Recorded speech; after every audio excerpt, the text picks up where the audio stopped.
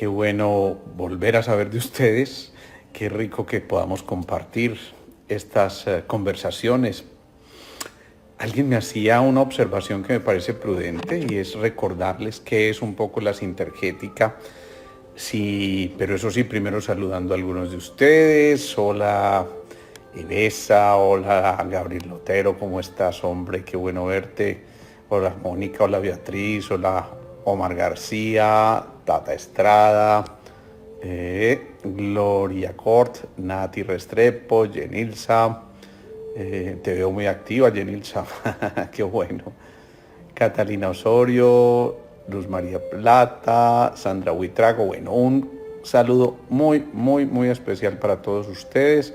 Rico que estemos por aquí y rico que podamos compartir, como les decía, estos momentos. Hablemos entonces un poquito de qué es esto de la sintergética antes de meternos en las perlas de sabiduría, como dijimos que vamos a llamar esta conversación de hoy. Bueno, la sintergética es una visión de síntesis de las medicinas complementarias. Entonces tenemos parte de las disciplinas de la medicina tradicional china, de la medicina ayurvédica, de la auriculoterapia, de la auriculomedicina, de la homeopatía, de las terapias vibracionales y obviamente de nuestra medicina convencional. Lo que pretendemos es simplemente aunar lo mejor de las visiones del mundo en estos aspectos para que de esta manera podamos aportarle a muchos en su proceso de recuperación y sanación, haciendo partícipe a los pacientes de lo que están teniendo, de lo que están viviendo y de tener otra mirada completamente distinta, más integrativa, entendiendo que no somos solamente una enfermedad, sino que también hay una lección por aprender y que más allá de esa enfermedad tenemos que ver sujetos que viven la enfermedad y que por supuesto tienen historias que contar, historias clínicas que hacemos, yo digo que con todo el entusiasmo, porque es descifrar un poquitico el enredito que pueda estar allí molestando y de esta manera podemos llegar a conclusiones pues mucho más claras. Bueno, vamos a hablar entonces de eso que denominamos las perlas de sabiduría, que no son otra cosa que algunos tips para aprender a vivir cada instante, cada momento de una manera diferente, con una actitud de aprendiz, con una actitud humilde de quien quiere recibir nuevos conocimientos y por supuesto entendiendo que para ello necesitamos también recuperar esos estados de silencio necesarios. Aprende a estar en silencio porque si dejamos la mente tranquila, seguramente nos vamos a quedar allí absortos en lo que estamos viviendo y eso no significa otra cosa que estar en presente, que estar en el momento preciso, en el instante de cada instante, como lo decía Siddhartha Gautama, el Buda. Cuando él decía, si alguien te dice algo, no le creas. Si lo haces porque las generaciones lo han transmitido de generación en generación, tampoco lo hagas por eso, ni porque lo dijo alguien muy importante. Simplemente vívelo, experimentalo, siéntalo y de esta manera con toda seguridad vas a sacar muchísimo mejor provecho. Así que la invitación es a que aprendamos también a entrar en ese silencio para que podamos interpretar lo mejor que podamos sacar de cada situación. Recordemos, estamos fabricando en promedio algo así como 60.000 pensamientos al día. 60.000 pensamientos al día y esto ya es una barbaridad. Gracias por los corazoncitos. Y estos 60.000 pensamientos al día generalmente lo que nos están mostrando es que somos una fábrica continua que a veces no se detiene. Pero ¿quién creyera de esos 60.000 pensamientos al día? Ni siquiera el 5% tienen un propósito claro. Tienen una sintropía, digámoslo así, una meta propuesta, digamos que un norte que nos hayamos puesto con esos pensamientos. Y en ocasiones entonces sabemos que bajo la superficie, en la quietud de las profundidades, uno puede conocer la verdadera esencia de las cosas. Por eso cuando aprendemos a callarnos un poco, cuando aprendemos a entrar en ese silencio interior, vamos a poder escuchar también nuestras emociones, aquello que estamos viviendo hoy por alguna circunstancia específica, porque tuve una dificultad en mi trabajo, porque tuve una decepción amorosa, porque tuve un desencuentro con algo o con alguien. Y entonces esa manera de afrontarlo desde el silencio nos permite asumir la actitud de quien escucha, y el que escucha generalmente empieza a escuchar no solamente lo externo, sino lo interno, y esa vocecita interior empieza a salir y dice, bueno, aquí tenemos también otra lección por aprender. Pero cuando empezamos a escuchar, también aprendemos a transmutar las dudas en conocimiento. Recordemos, muchas veces nos escudamos y tratamos de echar culpas a mucha gente y simplemente estamos buscando el chivo expiatorio en muchas ocasiones. Y resulta que nos estamos perdiendo por este mismo hecho de la posibilidad de adquirir conocimiento a través de las experiencias. Cada experiencia va dejando una huella, pero cada huella a su vez es interpretada de una manera diferente, y eso hace que la reacción frente a la acción tengan que sopesarse en la balanza, prefiriendo con mucho, como lo hemos dicho en otras oportunidades, la acción antes que la reacción, porque eso implica estar en presente, es decir, haber procesado lo que estamos viviendo, esa circunstancia compleja, desde nuestro corazón. Hablar del presente es hablar del corazón, pero hablar del corazón es hablar del amor, y hablar del amor es hablar de la fuerza electromagnética más potente que podemos tener cercana y disponible, para que esa fuente electromagnética también sea capaz de coordinar perfectamente cada estímulo que va entrando y lo vaya alineando de una manera perfecta para adquirir un conocimiento frente a eso. Para recibir confianza, entonces, nosotros tenemos que entrar a generar confianza también en el otro. Es decir, que cuando hacemos ese silencio, volvemos a entrar en ese estado de la fianza interior que nos permite a nosotros también entender que la vida es un boomerang y que aquello que estamos lanzando es lo que se nos devuelve, y precisamente a través de este proceso de aprendizaje nos vamos empezando a fijar en cosas que realmente sean grandes, en que no nos quedemos en la minucia, porque fijarse en esas pequeñas ventajas generalmente implica perder la posibilidad de realizar grandes empresas en la vida. Y no solamente me refiero a la empresa que nos permita a nosotros los dividendos en lo económico, sino a la empresa misma de la vida. Entonces, no quedarse en la minucia, no quedarse en el detalle, sino entender qué hay detrás, qué es lo que nos está mostrando cada circunstancia, qué es lo que tenemos que tratar de ver detrás de cada cosa que está ocurriendo, para empezar a reemplazar la impaciencia.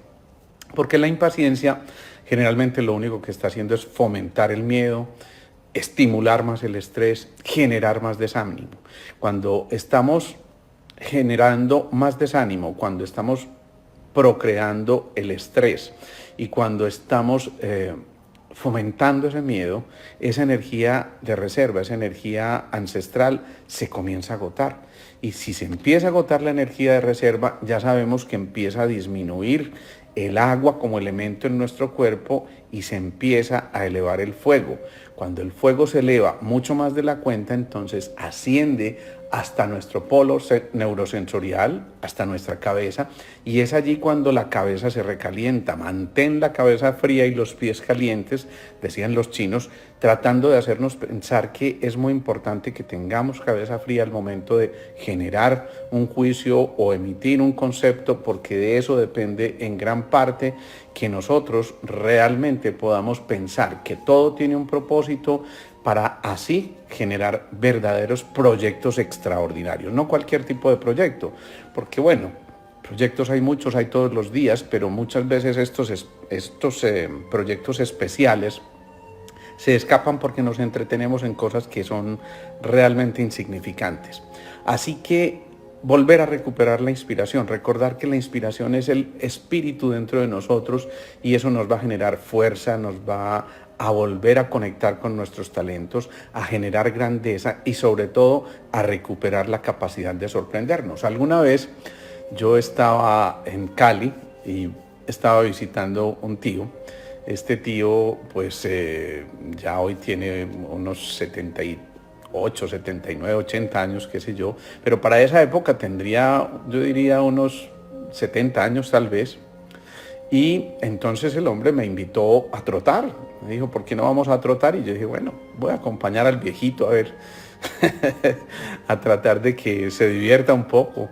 Y de pronto empezamos a trotar y yo a los 5 minutos estaba absolutamente fundido. Yo que decía que tenía un muy buen estado físico-atlético y este hombre trotaba impresionante, pero de pronto se detuvo súbitamente y yo me asusté, pensé que se había lesionado algo. Y ¿qué te pasó? Me dice, no, es que mira esta preciosa hoja, y coge una hojita de un arbolito que estaba ahí al lado y se empieza a mirarlo como un niño fascinado y dice, es que mira esto, lo que está, todo lo que es la hilación de esta hojita, todo el molde que tiene, mira la perfección, mira este color, es que esto es maravilloso, esto es increíble. Y yo me di cuenta muy rápido que yo estaba trotando con un niño de 70 años. ¿Por qué? Porque se maravillaba, se sorprendía y al encontrar esa sorpresa encontraba la posibilidad simplemente de disfrutar tanto que no se fatigaba. Eso para mí es absolutamente grandioso y nos permite pensar que definitivamente si recuperamos esa alma del niño, en esas perlas de sabiduría que va acumulando ese niño, sin emitir juicio alguno, sino simplemente fluyendo con cada perla que va surgiendo, entonces vamos a entender que lo que necesitamos se va a materializar, que no nos quepa la menor duda. Si lo necesitamos, eso se va a materializar siempre y cuando no solamente lo pensemos, sino que lo sintamos, y lo sintamos con mucha intención, con verdaderamente toda la potencialidad que tenemos en nuestro interior y con una intención bastante clara. Hacer cosas extraordinarias es muy importante, pero para llegar a eso no podemos estar haciendo caso de lo que otros quieren que sean nuestras vidas y cómo vivamos esas vidas y a qué nos debemos sujetar y con qué debemos estar pendientes. Hacer cosas extraordinarias significa confiar, significa pensar que ya, como alguien me lo decía ayer muy bellamente, Ramiro, un gran amigo a quien le agradezco infinitamente, él me decía, hombre, es que ya a lo esencial tienes derecho, ya eso te pertenece, ni siquiera tienes que preocuparte por eso, es que ya está ahí para ti, más bien dedica tu esfuerzo y tu energía a cultivar tus sueños, a alimentar esos sueños y a pensar que definitivamente desde allí comienza un proceso de salud mental. La salud mental no es otra cosa que la predisposición a hallar lo bueno en cada cosa que te esté ocurriendo, en cualquier cosa que te esté ocurriendo. Algo tiene en esa polaridad de lo bueno esto que estamos viviendo. Cuando empezábamos a hacer estas charlas, pensábamos, hombre, bueno, por insistencia de muchos de ustedes, de nuestros pacientes, acompáñanos en esto, porque estábamos acostumbrados a hacer charlas cada semana y todo esto, acompáñanos en esto, y pensamos, bueno, vamos a hacerlo una vez por semana o tal vez, no sé, si acaso 2, y sin embargo empezamos a recibir mensajes, no, por favor, hazlo diario, porque es que esto hace más fácil y más llevadero el confinamiento, y ahora recibo una cantidad de mensajes que me dicen, no, aunque se acabe el confinamiento, sigamos un tiempo, esto es importante porque esto nos fortalece, esto nos anima, y bueno, ahí estaremos hasta que las cosas nos vayan diciendo que es el momento de adquirir un nuevo ritmo y vamos a ir viendo. Pero entonces volvamos a esto. La salud mental tiene mucho que ver con asumir el triunfo, pero un triunfo que no aplaste al otro, porque cuando el triunfo nuestro aplasta al otro es un verdadero fracaso. Es un verdadero fracaso, así que empezar a preocuparnos por las cosas que se puedan modificar. Lo que no se pueda modificar, pues entonces no tiene sentido que destinemos nuestra ocupación o nuestra preocupación para eso, porque si no se puede cambiar, ¿para qué nos preocupamos? Los chinos dicen, si tu problema tiene solución, pues no te preocupes, pero si no tiene solución, ¿para qué te preocupas? Y en realidad yo creo que es una visión muy simple, muy sencilla, pero que nos permite pensar también que no porque no hayas conseguido algo significa que sea imposible. Eso significa simplemente que tienes que meterle un porcentaje mayor de sudor con un buen porcentaje también de inspiración. Pero como lo decía alguien alguna vez, decía, un 1% de inspiración, un 99% de transpiración. Es decir, que esos bellos propósitos, esas mejores ideas, esas buenas intenciones, los mejores proyectos implican un compromiso tan potente y tan intenso que nos inviten también a meter todo nuestro esfuerzo en esto. Recordemos también, dentro de estas perlitas de sabiduría, que es necesario hacer 3 cosas fundamentales. Primero, estudiar, capacitarnos, adquirir conocimiento. Al fin y al cabo es lo que nos diferencia de todos los demás reinos de la naturaleza, es lo que ha marcado nuestro progreso evolutivo en los últimos 200, 300 años, el desarrollo de ese polo neurosensorial, pero muy especialmente de nuestro lóbulo frontal, donde ya nos vamos proyectando al futuro y tenemos la capacidad de razonar y de racionalizar muchas de las cosas que vamos registrando en nuestras vidas. Entonces, primer paso, estudiar. Segundo paso, meditar. Y meditar es tan fundamental porque generalmente es allí donde aquietamos la mente y es allí entonces donde volvemos a recargar pilitas en nuestro cuerpo. Es allí desde donde cada uno de nosotros puede permitir que su máquina interior de nuevo haga esa pausa necesaria para poder fluir. Meditar, insisto, es hacer una sola cosa a la vez y eso nos permite también estar en estados de relajación, que es muy importante para que seamos mucho más eficientes, mucho más eficaces. Y por último, servir. Meditar, estudiar, servir. Y en el servicio vamos a encontrar que gran parte de eso que hemos adquirido poco a poco con el esfuerzo va a encontrar un verdadero propósito, pero además va a llenarnos de una cosa fundamental, que es la sensación de plenitud. Cuando alguien hace un trabajo de voluntariado, cuando alguien presta un servicio para un grupo de personas, cuando alguien simplemente hace su oficio con amor y con entusiasmo, de esa manera perfectamente lo que está haciendo es cultivar eso hacia su interior, de nuevo comulgar con esa sensación de júbilo y de sensación de que no hace falta nada más, simplemente que está todo allí en tu interior y que está esperando porque se revele.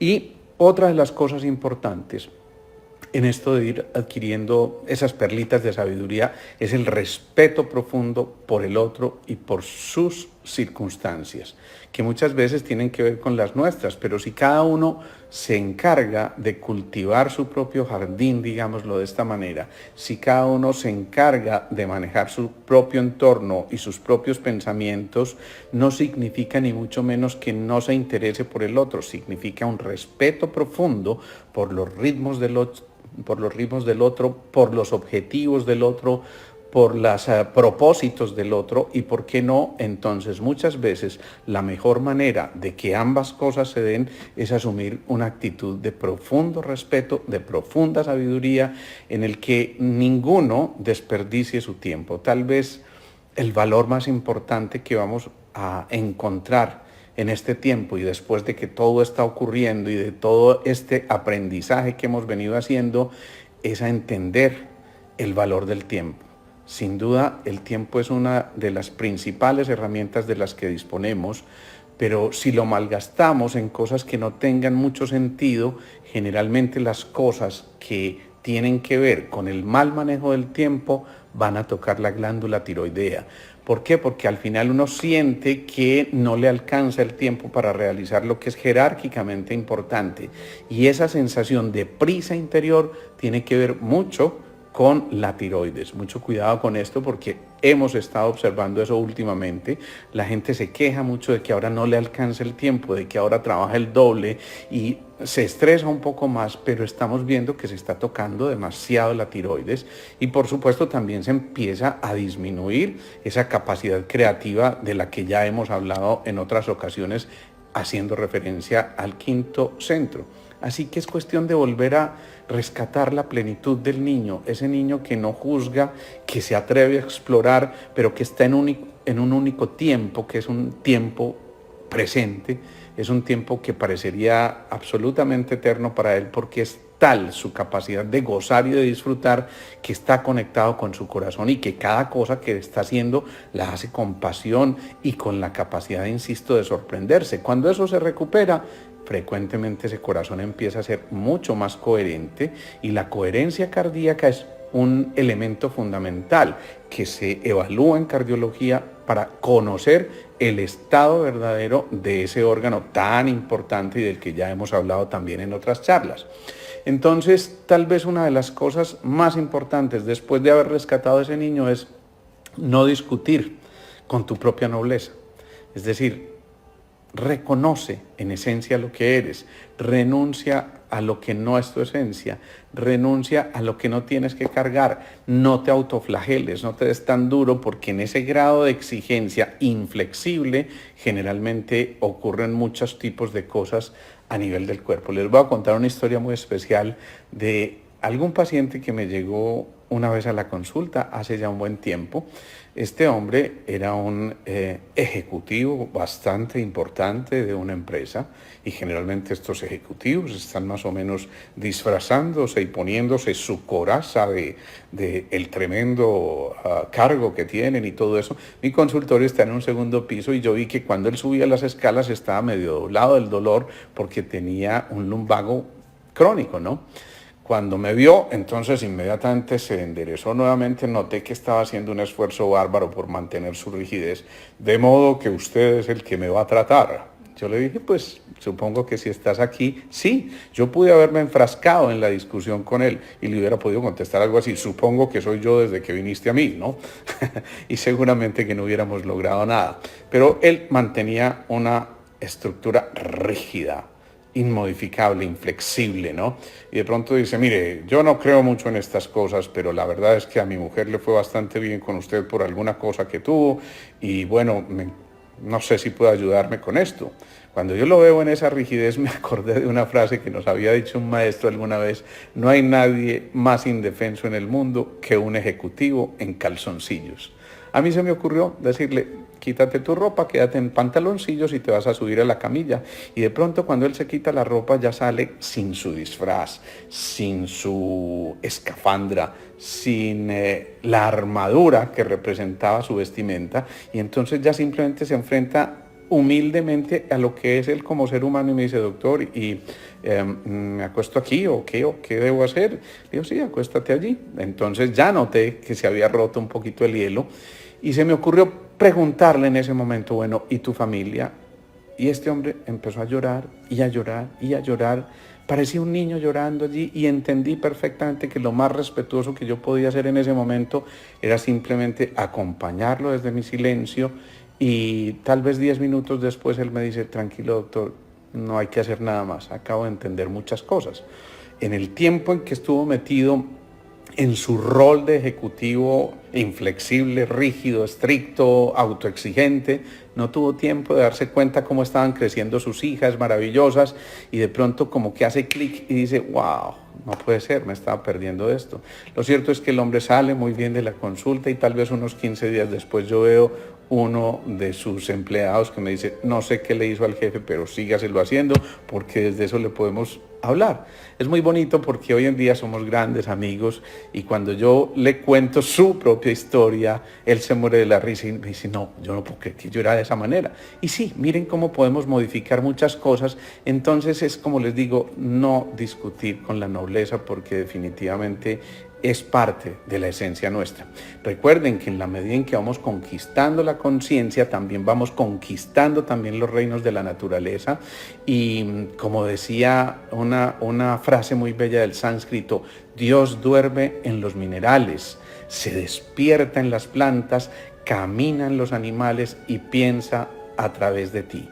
Así que en la medida en que vamos conquistando esos tres reinos de la naturaleza, para llegar a la conquista nuestra, vamos haciéndonos conscientes de que precisamente en esa conquista vamos empezando el camino de ascenso hacia lo que los orientales llaman la iluminación. Y esa iluminación no es otra cosa que empezar a modificar lo que representa lo externo en nosotros.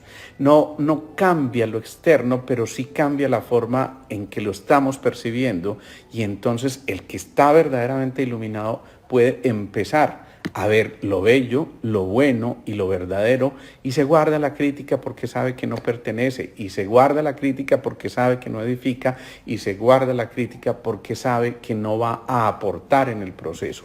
Así que empezar a entender esto es también comprender que en ese único presente que vivimos vamos dejando ese pasado atrás, porque ninguna lágrima va a borrar una sola página de la historia nuestra.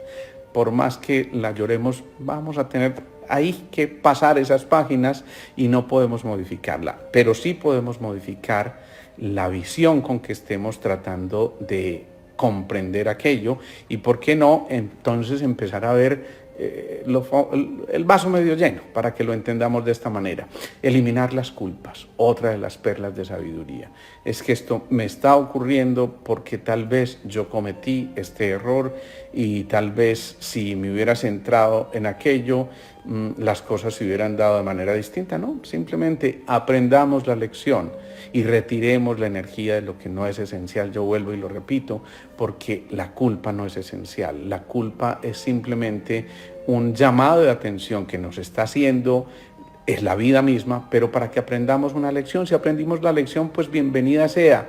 Y por eso muchas veces cuando estamos empezando a tener muchas dificultades, nos vamos a pedirle a mi Diosito lindo y a rogarle: Dios mío, dame tal cosa, Dios mío. No, si dejáramos de pedir y más bien trascendiéramos esto que nos está ocurriendo, y ese trascender es una decisión personal que parte precisamente de la capacidad de respuesta que tengamos frente a una situación, y eso se llama resiliencia, fortaleza interior, que te dice: aunque pareciera que el mundo se esté derrumbando, si en un momento determinado eso que habíamos construido tenía apenas la fortaleza de un castillo de naipes, pues bienvenido esto de que se pueda venir abajo.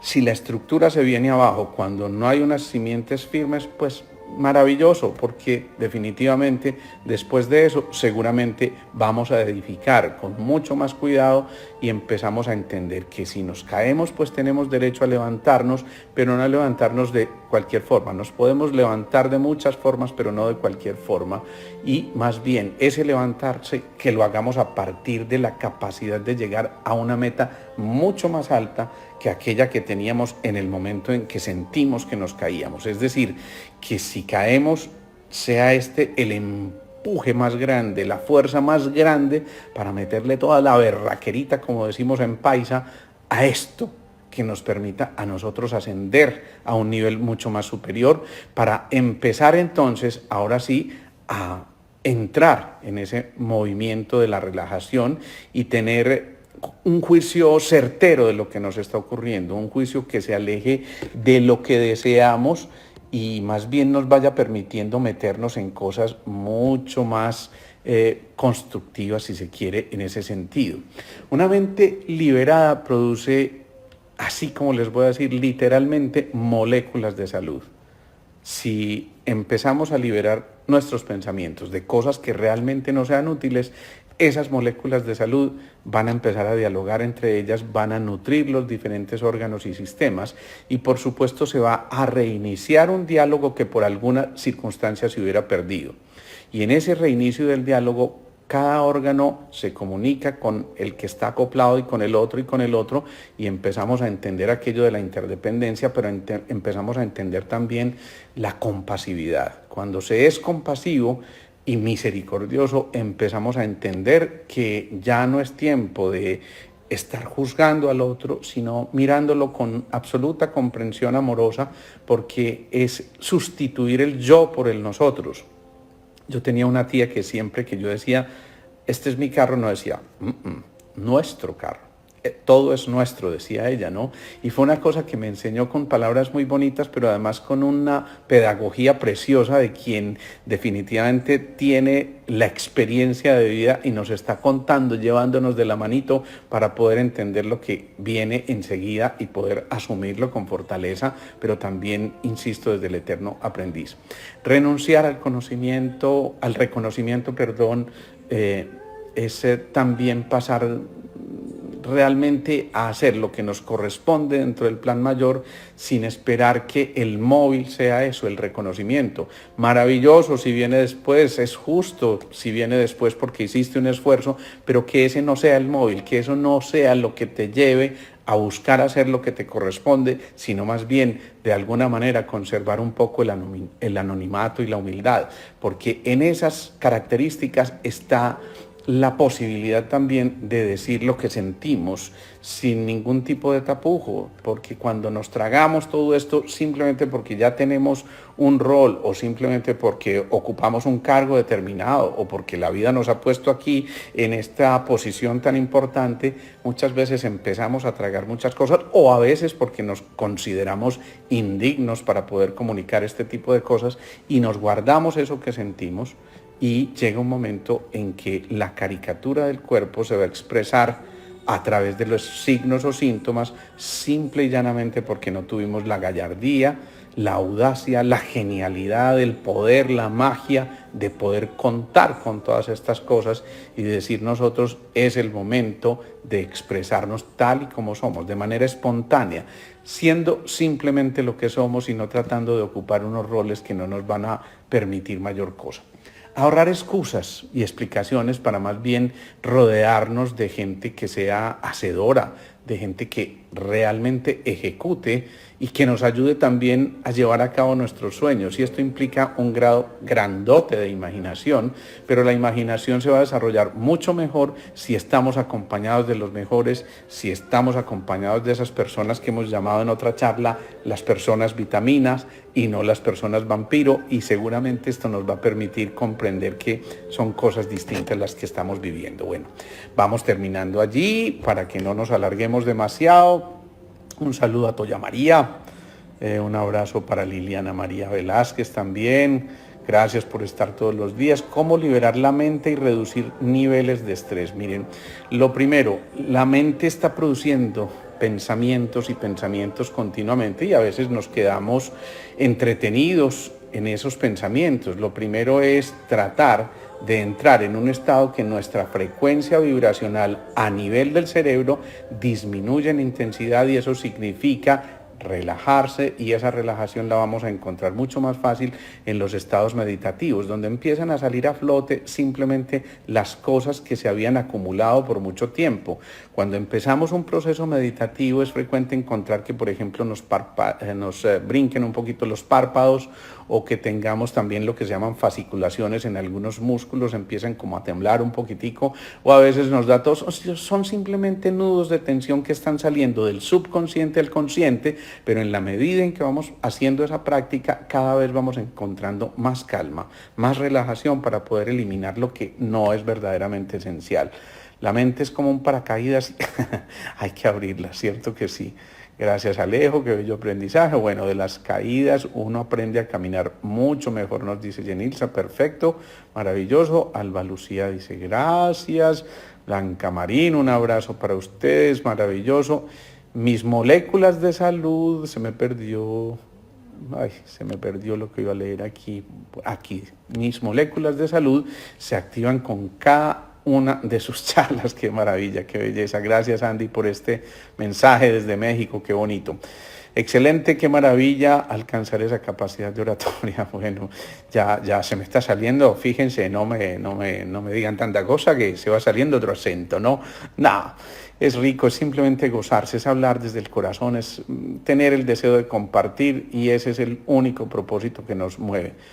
Bueno, espero que estas perlitas de sabiduría nos vayan permitiendo encontrar que la vida es absolutamente simple y que muchas veces en lo simple está lo verdaderamente esencial.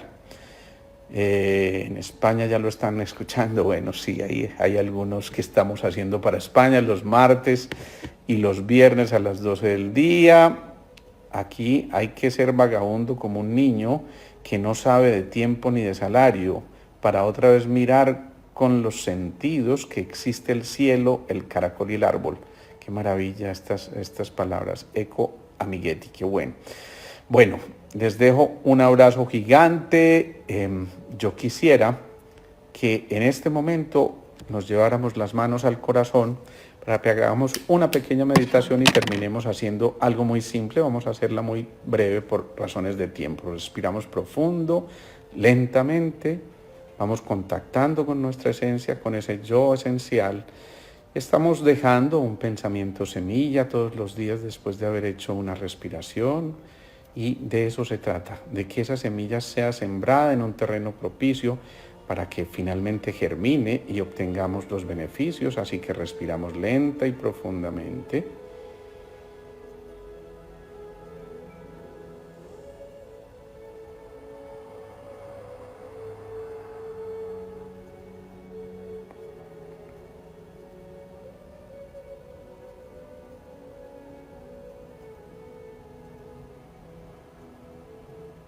Y el pensamiento que vamos a inculcar como semilla en esta ocasión va a ser la palabra aprendiz.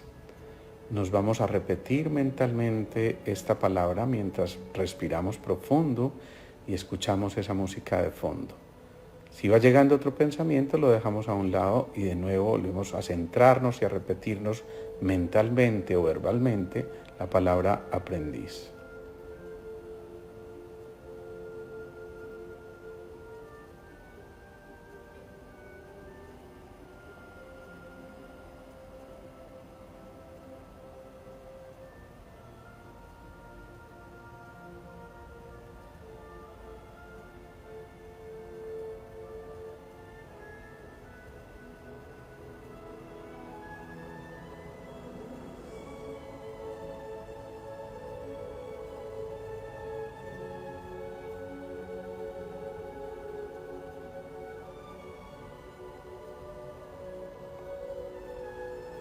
Vamos conectándonos nuevamente con la respiración profunda, lenta, pausada, rítmica.